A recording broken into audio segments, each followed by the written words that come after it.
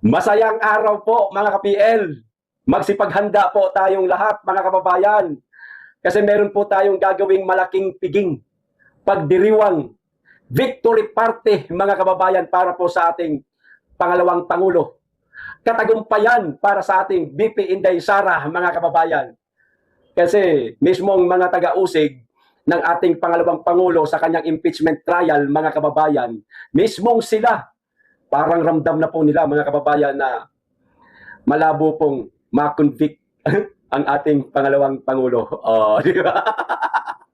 Malabong ma-impeach si BP Inday Sara, mga kababayan. Kaya meron po tayong gagawing malaking victory party, malaking piging pagdiriwang po para sa ating pangalawang Pangulo. O eto ho, ang tila pag-amin ng mga taga-usig ng ating pangalawang Pangulo. O eto po ang sabi, mga kababayan, ni Attorney Ligutan. Nakialam na itong mamang ito. Para ng politiko ang datingan. Magkasing tono na po sila ni Trililing. O eto sabi niya, Ligutan warns of possible people power after Sara acquittal. Kaya pala pinamamadali na ng ating pangalawang Pangulo, mga kababayan, ang impeachment trial laban sa kanya. Kasi mismong siya, posibleng alam niya na rin po, mga kababayan, na malabo talaga siyang ma-convict. Malabo siyang ma-impeach. Sa kanya pa rin po ang katagumpayan, mga kababayan. Asartalo na naman ito, mga kababayan, ng mga taga-usig ni BP Inday Sara. At higit sa lahat, itong mga nagnanais na ma-impeach ang ating pangalawang Pangulo. Lagot kayo. Pag naging presidente si Inday Sara, mga buwakan ng ina nyo. Ha? Lahat kayo tigok. O ito pa. House Private Prosecutor Amando Ligutan warned that another people power revolution could erupt if Vice President Sara Duterte is acquitted in her impeachment trial. Ligutan said government official must be held accountable through the constitutional mechanism provided by law, stressing that accountability should be pursued within the country's democratic and legal framework. Kasi kayo masyado kayong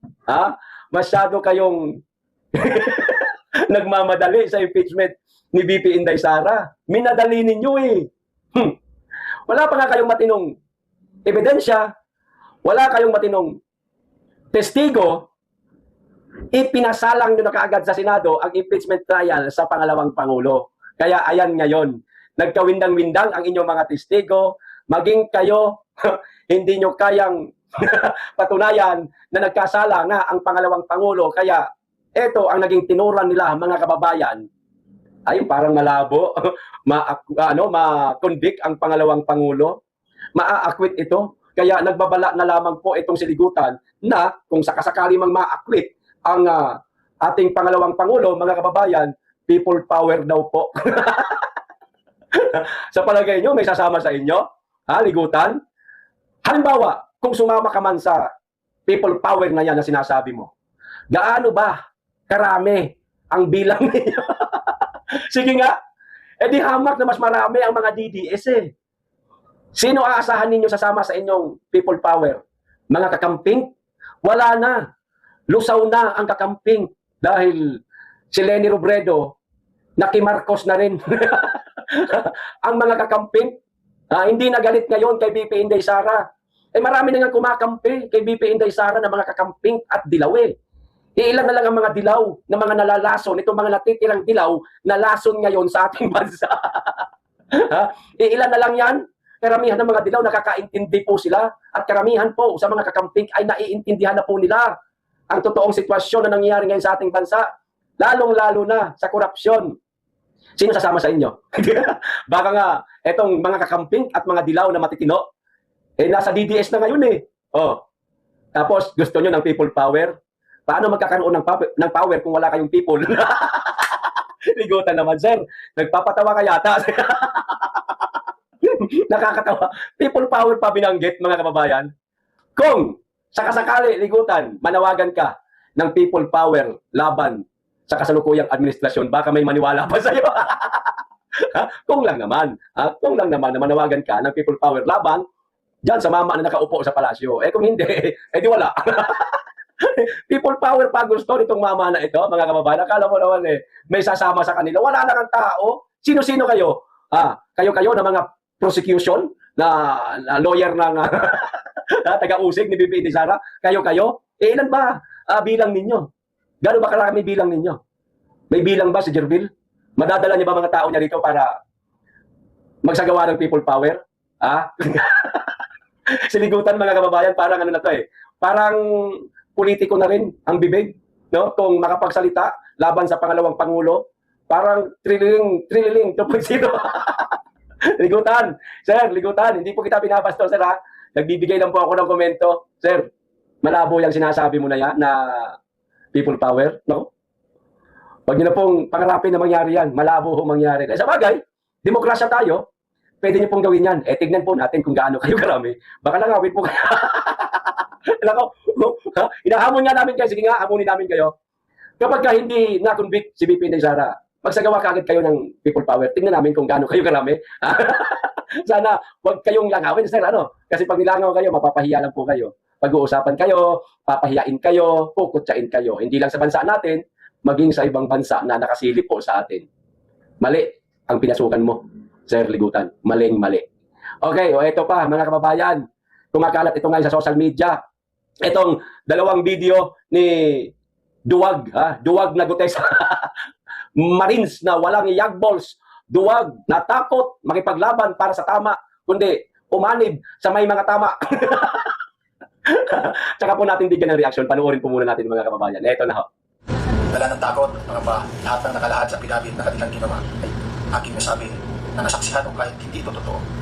Pati ang pagsabi ng pasama ako sa 3 beses ng delivery ng mga balita sa alikitibahay ni Speaker Martin Romualdez sa Forbes Park, wala akong naging pinagtapunta kung nakita man lang si Speaker Romualdez sa nasabing address. At tungkol sa nasabing isyo, handsok na ako. Ayaw ko nang balikan ang bangungot ng mga sandaling nangyari sa buhay ko. Magulang ako para sa pamilya ko. Gusto ko ng tahimik na buhay para sa kapakanan ng pamilya ko.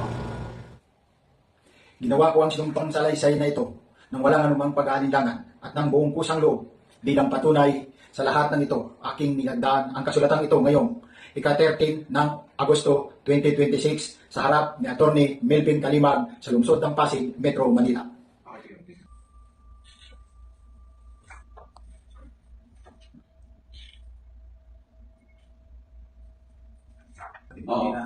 Hindi mo nabibigay yung hard copy sa korte. Hindi ko pa naman sa'yo mabubulok yung mga... Yung dokumento. Yung i-copy na lang sa korte. Ayan, sige, pato mo. Isa lang yung iyan. Baliktad. Malaki pa rin mga... Ay, malaki. Ang malaki.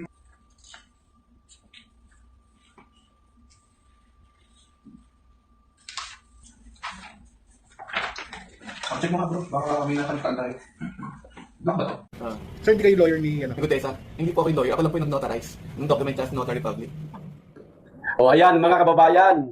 Pinalalabas po nitong si Gutesa na di umano'y tinakot siya ni dating Congressman Mike Defensor at Senator Rodante Marcoleta. Kaya nasabi niya ang kanyang naging unang salaysay sa Senate Blue Ribbon Committee na si Marcoleta pa ang chairman. Tinakot lang daw siya.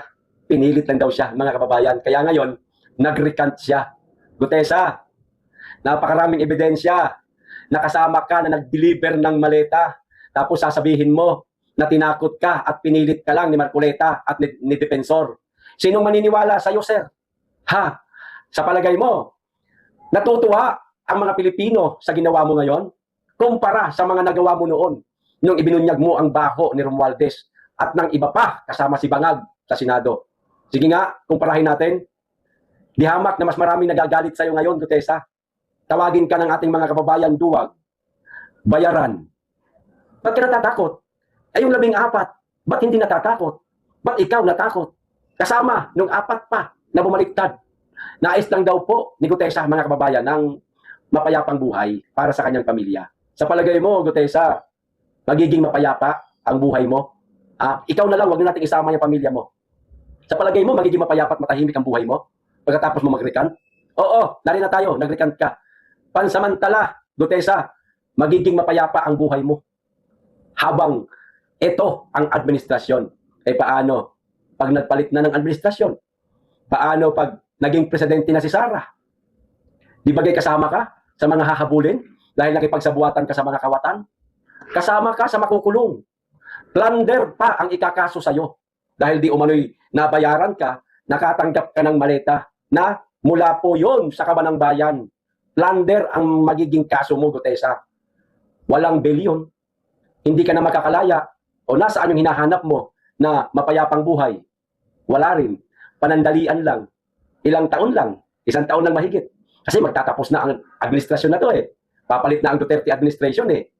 Doon ka sisingilin. Yan ang pinakamalaking maling ginawa mo. Kung nagtiis ka lang sana ng isang taon mahigit ng hirap, patatapos din naman yan eh. Mapapalitan din ang presidente. Hahabulin din ang mga totoong may sala. Pero yun nga, pag hinabol na yung mga totoong may sala, kasama ka sa hahabulin. Congratulations. Gutesa, oo, kapayapaan ba hinahanap mo? Matatagpuan mo yan. Alam mo kung saan? Sa loob mismo ng kulungan. Congrats, Gutesa. Duwag ka kasi. Duwag ka kasi. At ayon pa sa mga dati mong kasamahan, nabayaran ka rin daw ng malaking halaga. Humanda ka. Okay, ito pa isang balita, mga kababayan, palibhasa. Malapit na po ang 2028 election. Tatakbo na naman po sa pagka-mayor itong mama na ito. Ngayon pa lang, nagparamdam na mga kababayan, mga DDS sa Kamaynilaan. Mag-iingat po kayo, Baka mabudol na naman po kayo. Nabudol kayo nung tumakbo si Marcos, sinuportaan ninyo.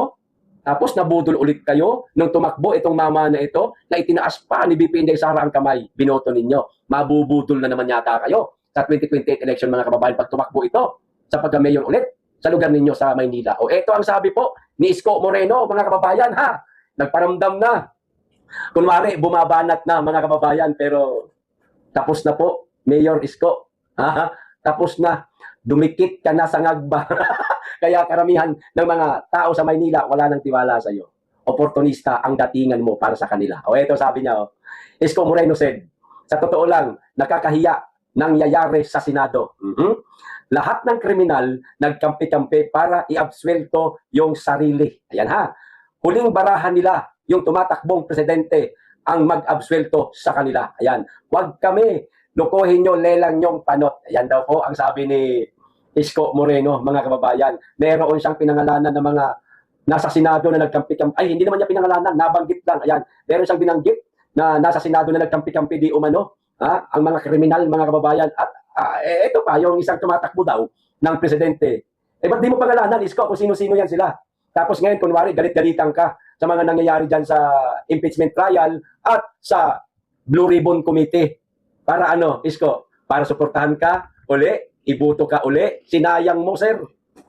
Sinayang mo ang mga kababayan mong taga Maynila. Nagpadala ka. Hindi ka man lang umiwas ng kaunti, kundi dumikit ka talaga sa isang taong bangag. Diyan ka nasira eh. Dumikit ka sa bangag, wala ka rin prinsipyo, wala ka rin paninindigan, Isko eh. Okay na sana eh.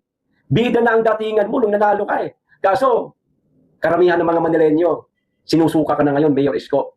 Kaya, sa 2028 election, huwag ka nang mag-expect na mananalo ka pa. Dahil ayaw na di umano ng mga taga-Maynila sa'yo. Ilan na lang ang may gusto sa'yo. Sinayang mo lang ang maganda mong karera.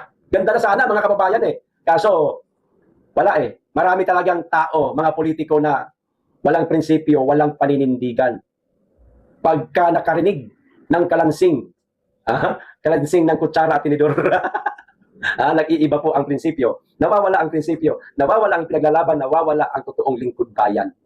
Okay, eto pa. Panoorin natin itong panibagong expose ni Amy Marcos, mga kababayan. Kayo na lamang po ang humusga, mga kababayan, sa mga sinasabi nitong senadora. Panoorin na ho natin. Ang mangyayari ngayon, magre-recant ang mga testigo. Panoorin ninyo, sigurado ako dyan. Isa-isa yan, na biglang babaliktad. Dahil premature, tinakot ang pamilya, at halos tinutukan ng asawa at anak. Sino yung maganda? Sino ba?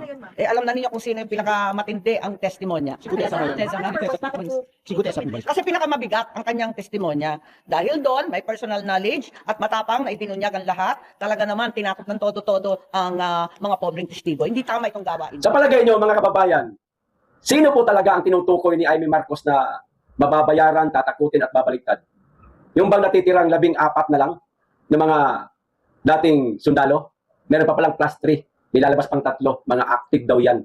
Sa palagay nyo, yung 14 kaya? O si Gutesa? Kasi natanong ng media, sino po ito ma'am? Si Gutesa ba ito? Sinakyan niya eh. Sinabi niya na, kasi siya ang may pinakamatinding pahayag o aniya. Senator Amy, palagay ko wala na. No? At huli na itong si Gutesa. Kasi nanindigan na po, Senator Amy, ang 14 na wala nang babaliktad sa kanila. Hindi sila magpapabayad. Itutuloy nila ang laban kahit saan mang korte sila umabot. Itutuloy nila ang laban. Nakausap po namin itong 14 na natitira, Senator Amy. Hindi sila magpapabayad. Kaya sa palagay ko, mga kababayan, si Gutesa lang ang tinutukoy nitong si Senator Amy. Huli niya nga lang nasabi itong mga sinabi niya. Kasi kanina lang lumabas tong video na ito eh. Samantalang si Gutesa, nung isang araw pa nakapag-recant, meron na nga panibagong recantation statement si Gutesa eh. Late na si Senator Amy sa mga sinabi niya, mga kababayan. Sana wala nang susunod kay Gutesa. Wala nang susunod dun sa 4 na nag-recant at bumaliktad. Sana mananatili na itong 14 na makikipaglaban sa korupsyon na ipinaglalaban nila ngayon. Okay, ito pa huling balita mga kababayan. Alam na po ninyo ito. Itong tungkol po sa 2 ahensya ho mga kababayan na under po ng DSWD na kinuha po ni Bongbong Marcos. Inilipat niya po sa Presidential Commission for tawag ito sa Office of the President pala, sorry. O ito ho ang balita Inilipat na ni Pangulong Bongbong Marcos ang Presidential Commission for the Urban Poor o PCUP at National Anti-Poverty Commission o NAPC. Pabalik sa Office of the President mga kababayan. Ibig sabihin pabalik, under ito noon, itong 2 ahensya na ito sa Office of the President na hiwalay ng ilang taon, ngayon ibinabalik niya. Okay? Ituloy ko lang sa dalagdaang Executive Order number 123 nitong Agosto 18, 2026, official nang tinanggal ang 2 ahensya sa ilalim ng DSWD para direktang hawakan ng Malacanang. Ayon sa palasyo, ginawa ito para mas mabilis at mas epektibo ang mga tulong at programang kontrahirap. Kontrahirap mga kababayan para sa mga mahihirap nating kababayan. Agad namang ipinatupad ang nasabing utos. 2 ahensya sa DSWD kinuha ni PBBM. Ayon po sa mga usap-usapan mga kababayan, kwento-kwento ng ating mga kaibigang abogado na may nalalaman po lubusan sa batas at sa mga ahensyang ito na kinuha pabalik ni Bongbong Marcos para isailalim po sa kanyang tanggapan. Itong 2 ahensya na ito na nabanggit po natin kanina, itong PCUP at saka NAPC mga kababayan, ito di umanong 2 ahensya na ito ang pinaglalagakan ng mas malaking pondo. Mas malalaking pondo ang inilalagay sa 2 ahensya na ito di umano mga kababayan. Tapos, kinuha pabalik ni Marcos sa kanyang tanggapan. Mga kababayan? Para daw mas madaling makarating sa ating mga kababayan ang tulong at ang mga programa. Hindi nga. Yan ba talaga ang gusto ninyong mangyari o baka naman ang pondo? Mga kababayan, itong 2 ahensya na ito daw may pinakamalaking pondo taon-taon. Tapos kinuha ni Bongbong Marcos, inagaw niya. Di yung pondo sa kanya na. Siya na po ang may pagdududa ang mga tao, mga kababayan, questionable ito, Mr. President. Kaya tagal lang nasa DSWD niyan. Nasa ilalim ng pangangalaga ng DSWD. Bakit pa ho ninyo kinukuha? Wala ho ba kayong tiwala sa DSWD? Kaya nyo kinuha at isinailalim nyo sa inyong tanggapan? Pwede naman kayong mag-atas. Kayo po ang Pangulo. Pwede mong atasan ang DSWD kasi under ito sa kanilang ahensya. Itong 2 ahensyang kinuha ho ninyo. Bakit kinakailangang talagang isailalim po ito sa inyong tanggapan, Mr. President? Na kayang-kaya naman sanang gawin ng DSWD ang pagpaparating ng mga tulong sa ating mga kababayan sa pangunguna nila at itong 2 ahensya na ito. Bakit kinakailangan ikaw talaga ang manguna, Mr. President? Maliban sa kaipalan, yung ginagawa mo, trabaho ng may trabaho, inaagaw mo. Kaipalan yan, mga kababayan may malalaking pondo di umano ito, Mr. President. Hindi kaya ang pondo ang dahilan. Kaya gusto niyong kuhanin ito. Itong 2 ito. Hindi pala gusto, talagang nakuha niya na, mga kababayan. Hindi kaya yan ang dahilan. Mr. President, nagdududa ho kasi yung mga kababayan natin na baka daw dahil sa pondo, malalaking pondo at baka daw ibulsa na naman daw ito, mga kababayan. Nako, gaano kaya katotoo? Ano ho? Sa bagay, malalaman po natin, gayong nasa kanya na po ang dalawang ahensya, antabayanan po natin kung ano ang magagawa niya. Minsan na nga siya naging DA Secretary di ba? Ang presidente natin. Naging DA Secretary siya. Ano nagawa niya? Di ba wala rin naman? Tapos ngayon, dalawang ahensya pa. Ang hahawakan niya, mga kababayan. Kaya niya kayang gawin to? Kayo na lamang panghumusga. Hanggang dito lang. Maraming salamat. Mag-ingat kayo lagi. Tigit sa lahat. Mahalin po natin ang Pilipinas.